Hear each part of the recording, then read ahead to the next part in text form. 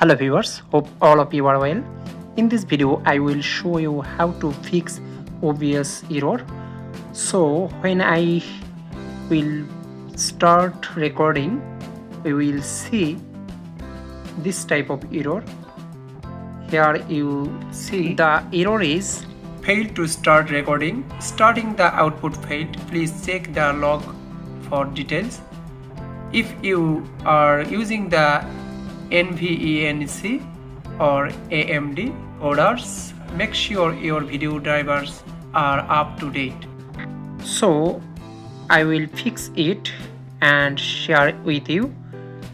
We will go to settings, left down corner you see the settings, or you will go file. Before that I will close it and we will see this type of error again and again. So we will go to settings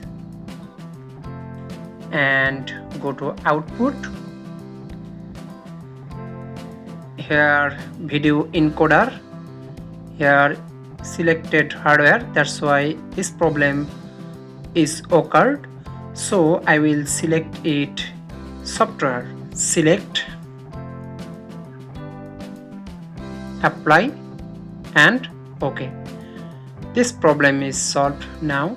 I will click the start recording. It will work.